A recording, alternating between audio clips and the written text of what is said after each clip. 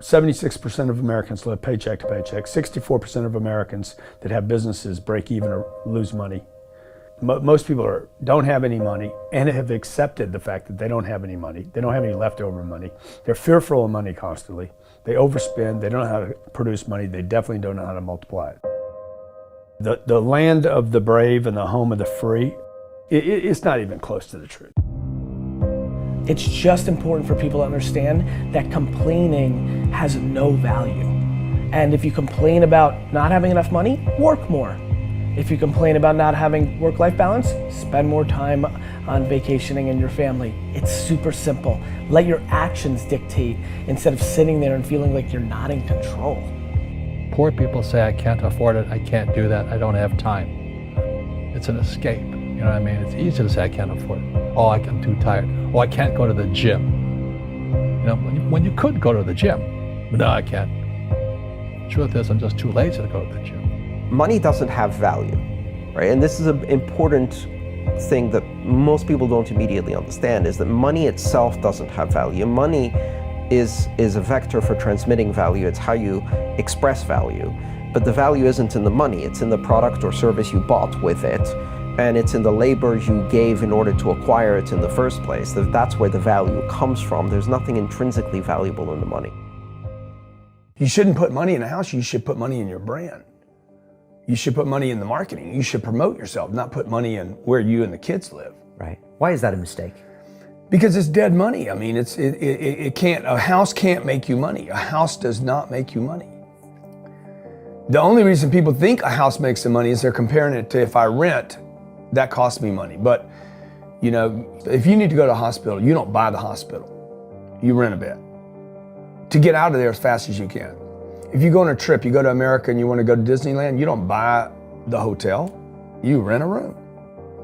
And nobody thinks poorly of that. They're like, yeah, I'm gonna go there, use the place and get out. That's what you should be doing with your living. Find a place where you can rent, pay rent monthly. Don't own the house.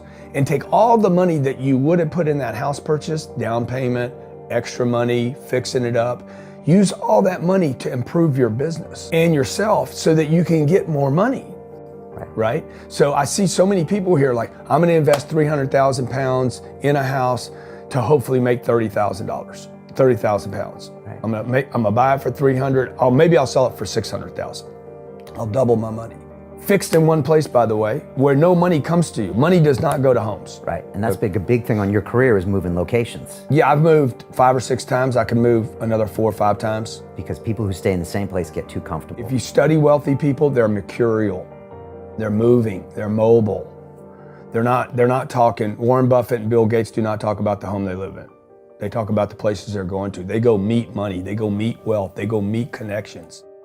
People are stunningly accepting of anything if they actually believe that's the purest form of it. I think I'd be less acceptable if I hedged. I really do. People will accept you. People accept everything. Just be you. Be you, and clearly people like react. When you're trying to fake something and you've got bad intent, well then that's visceral and we hate. But I actually think we don't give love to the person that actually knows they have it and they're trying to fake it to conform. Hence why I won't adjust to this market all the way, because I don't think I'll be respected. I know what my intent is, so why would I be scared? I want to build the biggest building in town. That's who I am. And you know how I want to do that? By building the biggest building in town. And a lot of people want to build the biggest building in town, and you know how they want to do it? By tearing everybody else's building down. Poverty is passed on. It's taught in your families. And middle class is taught in families. And so the people right now who are sitting at home, who are struggling financially or worried about money or unhappy, they may be making a lot of money, but unhappy with what they're doing, it was probably taught to you. You know, your superego was taught, get a job, work hard, or you'll never be rich, or the rich are evil, or whatever. And until you change your mindset, Correct. Money won't help you, right? Correct. And we see that with people that win the lottery, people that make more money, they still have the same problems. Right. Because they have that poor man's soul. Right. If you're poor, you'll always be poor. That's really hard for people to Yeah, understand. the money will disappear that fast. Just like most pro athletes, they make millions of dollars, and 65% are bankrupt 5 years later. It's because they come from poor families. Now you tell them that, they get very angry at you. It's not, it's the rich fault. It's you guys ripped me off and government ripped me off. But unfortunately, what Mr. Lipton was saying, it's passed down genetically. That's the frightening thing. And it's interesting when you commit to something, little gifts just start automatically showing up. It's a phenomenal thing. It's happened my whole career. When I fully commit, somebody will bring me something. Okay. And then keep your eyes open. And by the way, the package may come wrapped in a package you weren't thinking about. Hard work.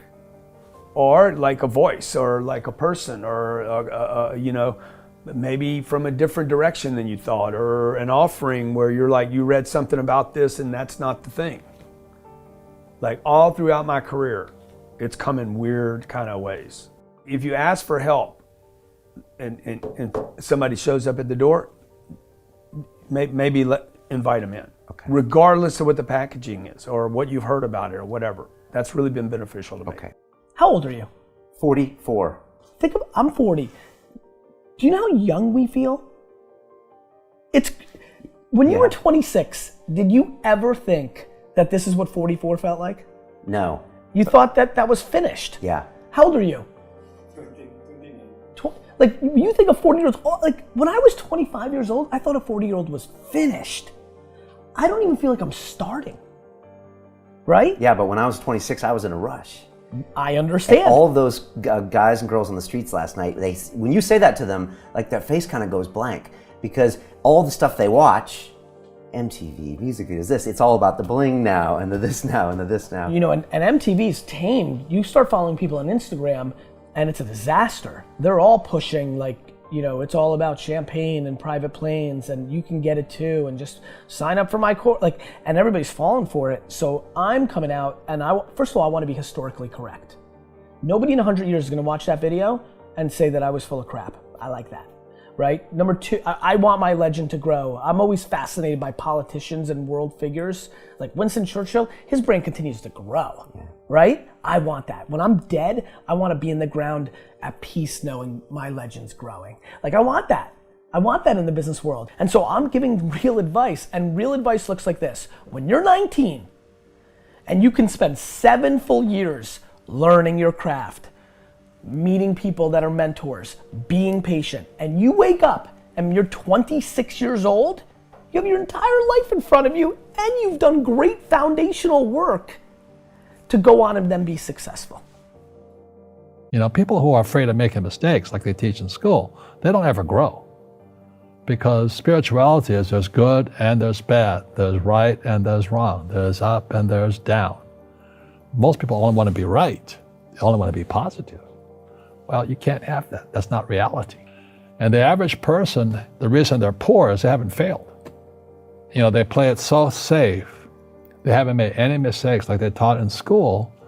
That means they don't learn anything. That's why the school system's actually fundamentally corrupt. It's anti-education. Right. Don't make mistakes and don't ask for help.